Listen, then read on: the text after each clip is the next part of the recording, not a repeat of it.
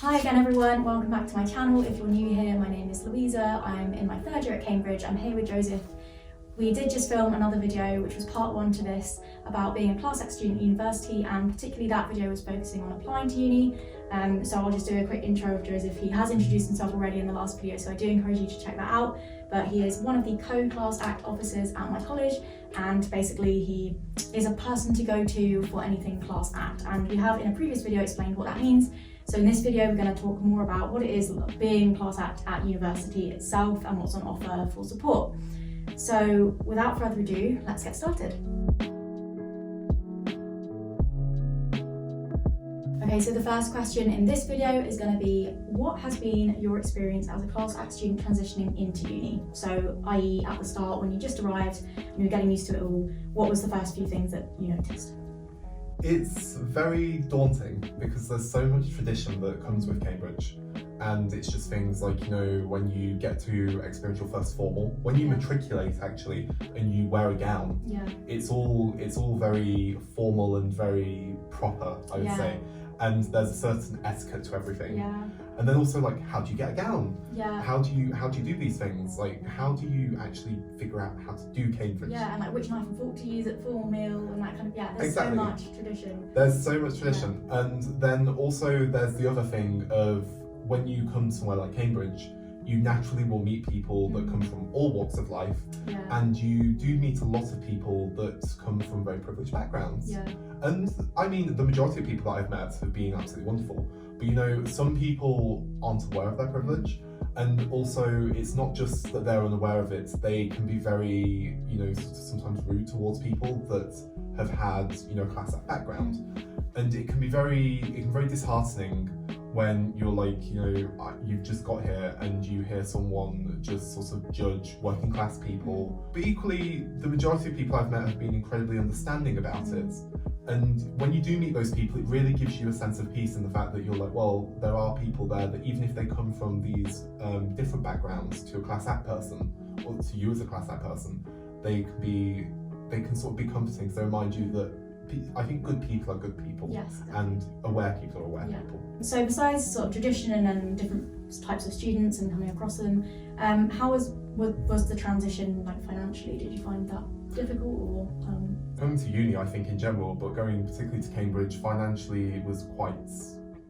It could be a bit overwhelming at times. Did you get a student loan or maintenance loan?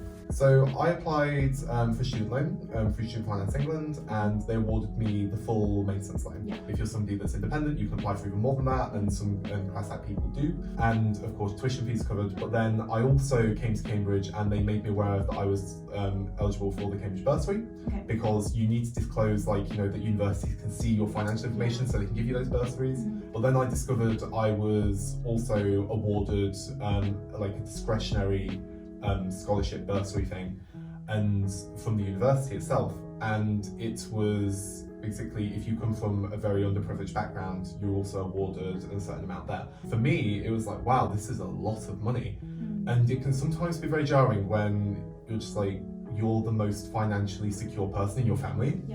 And it can be really distressing as well when you know, talk to other people who might not get a very good student loan. And it's usually because, of course, you know, I think it's just means tested. And sadly, the way that works is the government assumes that if your parents have a job and they get a certain amount of money, then, you know, you're eligible for a certain amount, like, and that's it. And they don't look really in loads of detail at everything else. And, you know, so it can be hard when you meet those people and they can sometimes be a bit jealous, or they can be a bit offhand about things. And a lot of times they may have privileges that they don't realise, but equally, I think there are some people though who are aware of these things, but it's just very unfortunate they don't get that. When you maybe moving to uni is the first time you've moved away from home, so is that also something that you have to take into account just when you start at uni? It's a big part of the transition. Yeah, it can be very difficult, that entire process, because when you first get to uni as well, I think you have the first bit where you're just like, oh, I'm at uni, this is so fun. But you know, once you start to move through that and get used to being there a bit more, you're just like, well, I've got this money, but I'm also not financially literate. Because you don't necessarily get equipped with these things if you come from Class Act backgrounds. Of course, it is different for different people, but I think a lot of people that come from, you know, more privileged backgrounds, They tend to be made aware of how to do things like save, how to really budget properly. Yeah. But I mean, like, I think when you come from a sort of working class background, I say particularly just from my own experience, you do know how to budget, but I think when you first get to uni as well, there is also the danger of the fact that you have never had that luxury before of being able to afford things. And having a student and that's the reason why the government gives it to you. Yeah. And that's the reason why the university gives it to you, because you wouldn't get all that money if they didn't say, well, look, we can see you come from all of this, like, you know, difficulty. This is to sort of try and make it a bit easier. Yeah. And of course, it's not perfect. As I said, people that I like would say, like, you know, I think everybody should get a full student loan. But equally, sadly, everything's being tested. So that's sadly the way it does end up working. But it can be very overwhelming, and it can sometimes be kind of daunting. Yeah. And you realise a lot of things that you're unaware of, or you realise that you have never been like privy to. Yeah. You've never had that financial literacy, and it can be a lot. After you found your sort of feet at uni and you settled in and the transition and all of that sort of hard first part was kind of over with, what resources and services did you end up using, and are you still making use of? So I took advantage of my director of studies and my tutor, academic and non-academic, essentially, so pastoral. I also took advantage of the college counselling service. Yes. Something I didn't really use, but was open to me as well, was the university counselling service. And I took advantage of any bursaries that was made available to me while I was here, or they made me aware of. And I also took advantage of my college's JCR. Yes, so what is the JCR, just for anyone? So the JCR stands for the Junior Common Room, and they are essentially, I'd say it's sort of like a student council, it's really. like a student union, student council. It's like a college student students. union, and they're just there to represent different parts and, you know, of like students. And they have liberations officers, so I'm the class act co-officer, and of course you are I'm the accommodation officer, yes, exactly. I am on the JCR committee as well. And Facebook, was that another thing that you were able to use? Apparently at university everybody loves Facebook. I guess it's the most accessible thing for most people. A lot of Facebook groups are available, particularly for those at class acts. It doesn't have to be just like college ones, because the JCRs usually have them, and there's also like Instagram pages as well, but like there's also like university-wide class act groups, or there's just groups for people in that city and stuff like that. There's a lot available. For students that might be interested in applying to Cambridge, it might be helpful to know what other stuff is available to them. As one of our co-class act officers, is there anything that you particularly have used? So some of these bursaries, anything that you're aware of in terms of staying over the holidays? I'd say first of all for the university, I of course have been given a lot of bursaries. Those came to me automatically. I was made aware of those, that I was eligible for them. So my advice to somebody coming in is to remember to just say on their UCAS, their student finance, that they're comfortable with the university. Disclosing it to university. In regards to like other stuff, like I have applied as well for hardship funds before. You know, that's something that may be necessary. Strangely, sometimes even when you're like, God, I've got so much money, you realise actually... You quickly spend it. Especially now with the financial cost of living going up. So. Exactly. So what is it? So how does a bursary differ? So what is obviously a normal sort of means tested loan or grant is to do with sort of income and your needs, whereas a bursary is a sort of more temporary, like in the moment hardship fund type. I differentiate like, you know, maintenance loans from bursaries and then from like hardship funds, because a bursary is also usually means tested, at least the Cambridge bursary for example is. And usually as well, when I say means tested, well, even if like the extra bursary I got was based on the fact that I got full student loan as far as I'm aware. In regards to what a hardship fund is that's something that colleges offer a lot of time, and also the university offers. So they've recently renamed them. So you've got the Cambridge University Hardship Fund.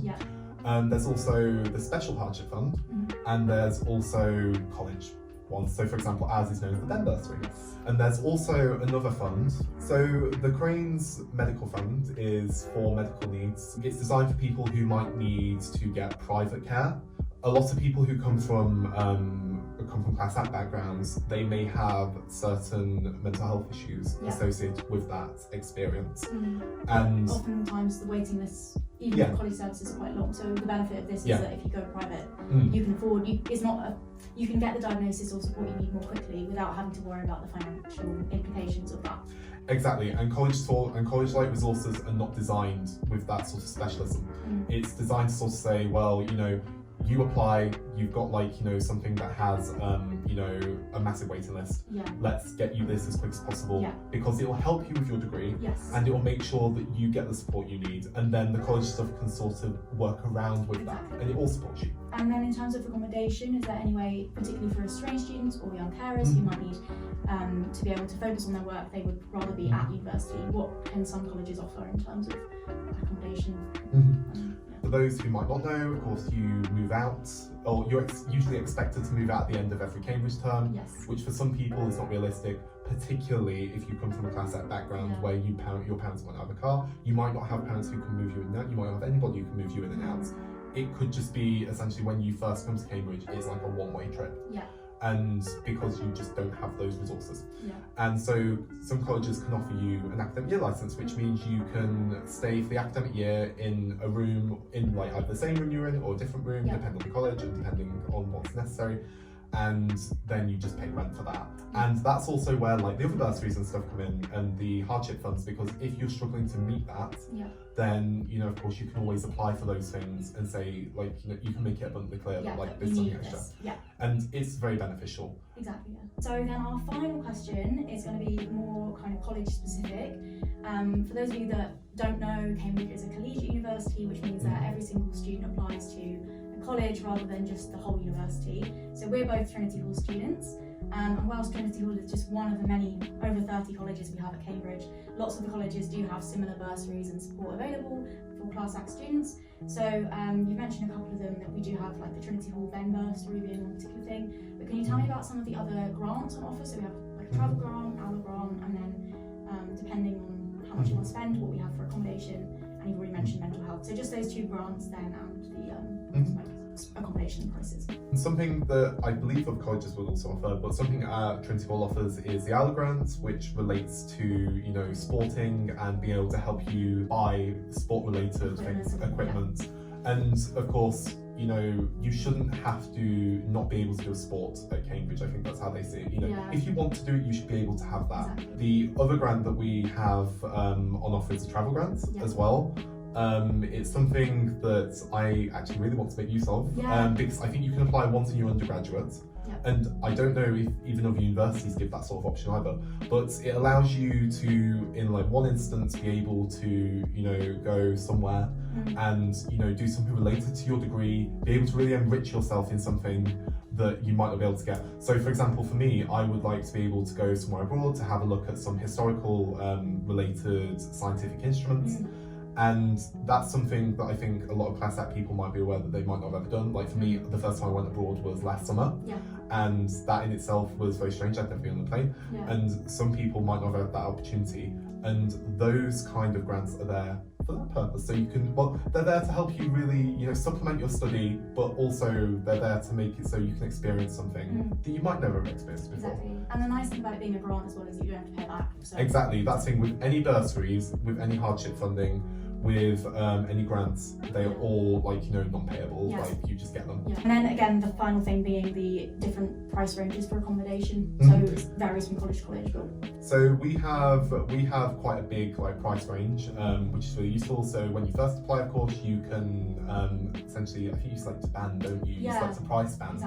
Of roughly like, you know, preference in order price, and something you can do if it's really like, you know, like I say desperate, if you really need to get a particular price band, you can also contact college as far as I'm aware, and they will try to accommodate as much as possible because they understand. Great. Okay, well that's pretty much it I think for now. Thank you very much for your time and for speaking to me. I hope you guys have found that useful. If you haven't, please make sure that you check out the other video where we talk about how you can apply to uni as a class act student and the support that you can make use of and the experience generally in applying. So hopefully this video about being a class act student at university has also been very helpful for you. Whether you're applying or whether you're already at uni, we do encourage you to make use of all the resources available. So again, thank you very much, Joseph, for your time. You're welcome. And thank you all for watching. I will see you again next time. Bye.